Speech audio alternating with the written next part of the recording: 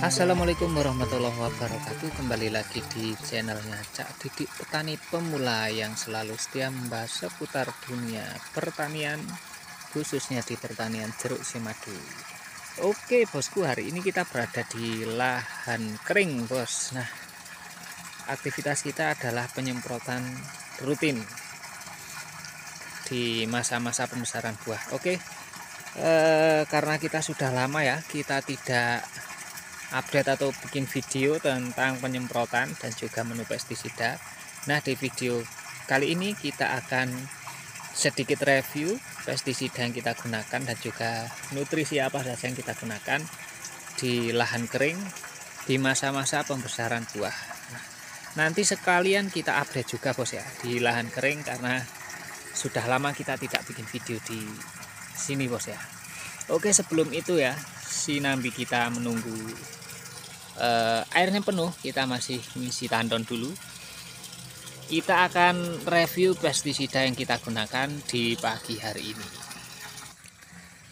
Nah oke bos, kita agak menjauh dikit dari tandon ya, supaya nanti suara saya tidak kalah berisik sama air yang kita isi di tandon itu. Oke, kita update dulu pestisida yang kita gunakan pada pagi hari ini. Nah, kebetulan kita bawa banyak pestisida karena kemarin sore kita tidak sempat cek area ya, jadi kita tidak tahu sasaran hama atau penyakit apa pada pagi hari ini. Nah, tadi kita cek dulu. Nah, kita bawa banyak bos, ada ini 3 insektisida, nanti kita gunakan 2 saja.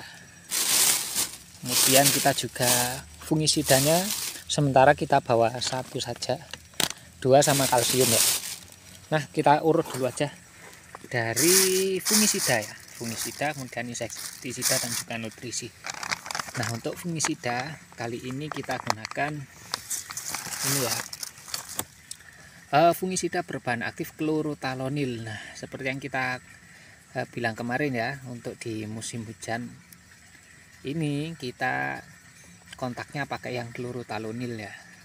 Nah, ini karena rollingan dari sistemik. Kalau kemarin sudah kita pakai ini bahan aktif difenokonazol yang sistemik, hari ini kita pakai fungisida yang kontak berbahan aktif klorotalonil. Tuh, mereknya terserah teman-teman ya. Nah, kemudian kita juga pakai kalsium ya, kalsium karena ini di masa-masa peralihan, dari musim hujan ke musim kemarau. Biasanya buah itu rawan ini ya, kuning ya, rawan kuningnya itu karena kena paparan sinar matahari. Nah, kalsium ini salah satu fungsinya adalah melindungi jaringan terluar dari sebuah tanaman, baik di daun ataupun di buah. Nah, biar nanti kulitnya yang terkena paparan sinar matahari itu tidak mudah menguning gitu bos ya. Nah, ini 2 yang kita gunakan. Kemudian insektisida kebetulan kita bawanya 3, tetapi setelah kita cek ya, kayaknya kita nanti pakainya 2 saja dengan dosis separuh atau 0,5 dua-duanya. Nah, yang pertama kita bawa klorpirifos plus sipermetrin. Nah, ini nanti tidak kita pakai ini bos nanti, karena kita sasarannya ternyata ke hama ini ya, pencegahan lalat buah. Nah, ternyata lalat buah itu sudah mulai datang bos, sudah mulai banyak. Jadi kita pakainya yang 2 ini saja. Nah, 2 insektisida ini bahan aktifnya apa? Kita yang pertama pakai lambda-sihalotrin. Ini nggak kelihatan bos ya, karena kemasannya ini tergores. Jadi ini bahan aktifnya lambda-sihalotrin. Nah, ini nanti kita pakai dosisnya 0,5 saja karena kita pakai double ya, double insektisida. Kalau kita pakainya tunggal biasanya pakainya 0,75 sampai 1 mili. Nah, ini yang kedua kita pakainya bahan aktifnya asefat. Nah, ada sianid asid ya, atau asam sianid, asefat. Nah, 2 bahan aktif ini memang tujuannya adalah untuk pencegahan lalat buah ya. Lebih tepatnya adalah menghalau daripada lalat buah, karena dua bahan aktif ini memang tipe-tipe insektisida yang berbau sangat menyengat sekali. Jadi teman-teman, saran saya kalau pakai dua bahan aktif ini taat dosis saja ya, tidak usah banyak-banyak. Kalau kita pakai double biasanya cuma pakai separuh-separuh saja itu sudah cukup. Yang penting penyemprotannya rutin gitu bos.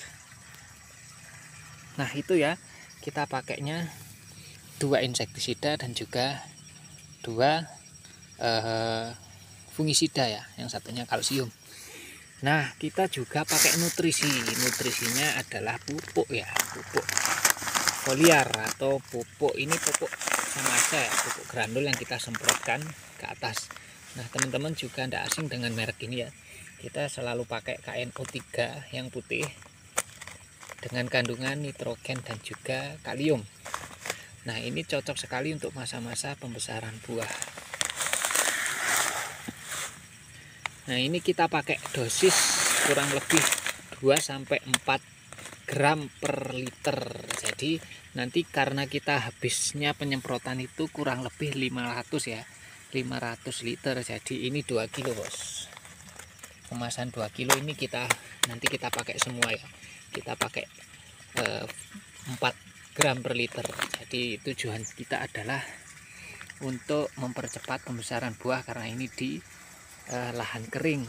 Mudah-mudahan aja masih 1-2 kali masih ada hujan, karena prediksi dari BMKG di kemarau ini adalah kemarau basah yang kemungkinan besar masih akan terjadi hujan.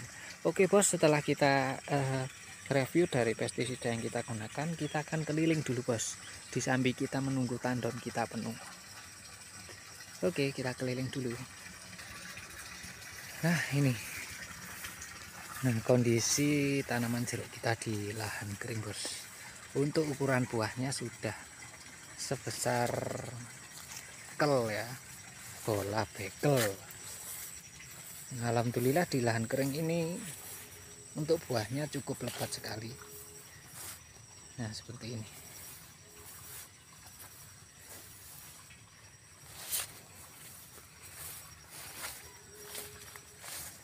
Nah seperti ini teman-teman. Beda di lahan basah ya, kalau di lahan basah kita sudah masuk masa panen. Kalau di lahan kering belum. Ini buahnya lebat sekali bos. Nah rumputnya juga lebat. Nah, rumputnya kayak gini bos.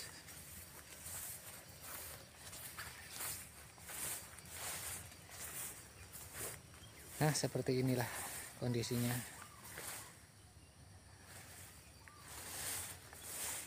Saya kira tidak jauh beda ya sama ukuran buah dari tanaman jeruknya teman-teman, khususnya di area Malang dan sekitarnya. Pasti masih sebesar ini. Kalau di lahan kering masih sebesar bola bekel. Nah ini yang masa-masa pertumbuhan bos ya. Ini belum kita buahkan ini bos. Ini usianya kurang lebih sekitar 2 tahun.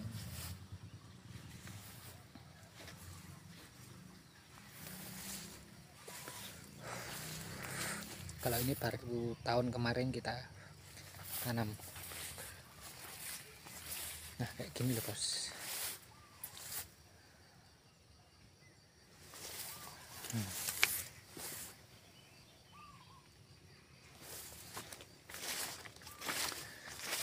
Ini ada beberapa pohon yang masih belum memunculkan bunga, karena di tahun kemarin itu ternyata agak stres ya, karena memang buahnya sangat lebat. Kemudian sudah tidak ada hujan ya, bulan 4 itu kemarin sudah tidak ada hujan. Jadi ada beberapa pohon yang hanya membawa buah 1-2 saja. Nah kemungkinan dia sedikit stres, dan ini masih di masa-masa pemulihan bosku.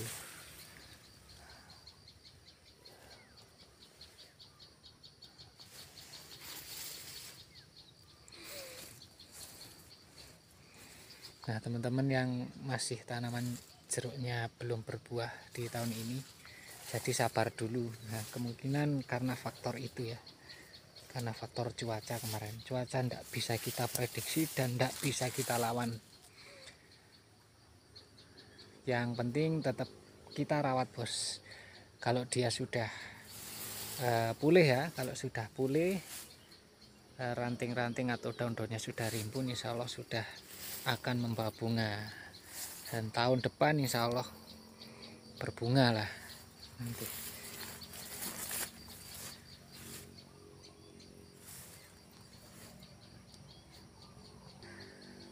Nah, kita kasih contoh juga buah yang terpapar sinar matahari seperti ini, teman-teman. Nah, biasanya seperti ini, di bagian atas seperti ini, kan kuning.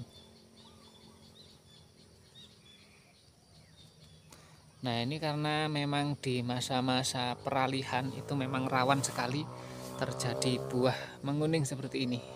Biasanya di bagian atas, nah, yang terpapar sinar matahari. Nah, tujuan kita tadi pakai ini ya, pakai kalsium tadi untuk melindungi ini ya, supaya enggak kuning seperti ini. Tapi ini enggak terlalu parah. Biasanya ada yang sampai gosong, teman-teman ya. Ada yang sampai gosong.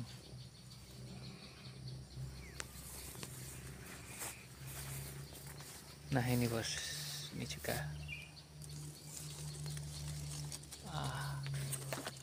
Ini yang bagian atas ya.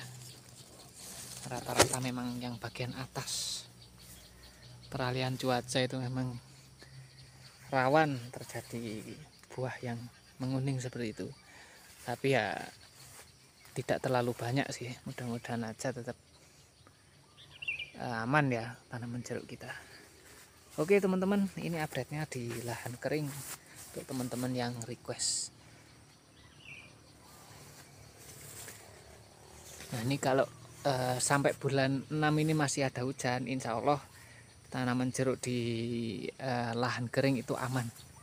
Dia bisa besar ya, ukuran bisa besar normal gitu, tidak sampai stres seperti tahun-tahun kemarin. Insya Allah mudah-mudahan aja masih hujan. Nanti kita kasih pupuk susulan juga bos, setelah kita bersihkan lahan ya. Rencana kita akan bersihkan lahan aja, baru setelah kita bersihkan lahan kita kasih pupuk susulan. Kalau memang tidak ada hujan ya kita kocor gitu ya, kita kocor aja. Oke, terima kasih teman-teman yang sudah menyimak video saya awal sampai akhir. Mohon maaf karena kurang rutin kita upload video. Ini sebagai tombol kangen saja. Kita lanjut melakukan penyemprotan. Tetap semangat bertani bos, jangan dikasih kendor. Salam satu. Wassalamualaikum warahmatullahi wabarakatuh.